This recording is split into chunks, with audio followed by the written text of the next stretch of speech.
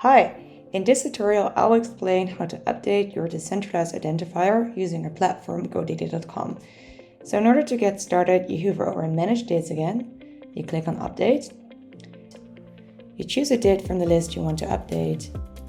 You then want to maybe add another service. This time we would like to add linked domains. So you add the service endpoint. Let's check it into the document. There it is. For now we're done, so we click on Update Did. You get the request has been successfully processed tab over here. And what we can do is we can just check our did. It's still on the list. Let's now resolve it.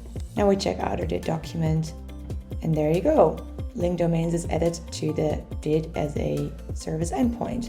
Maybe we also want to update the public key. So we go back to the did and we say we want to update our public key with like 333. We now update the did, and again we see that the request has been successfully processed. We now again check the did in our list. We have to check if the key is updated, and there you go.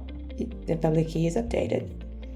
Of course, there are also other things you can test out and you can update. So you can, for example, change the network, add in other servers. There are a lot of things you can update to get a document.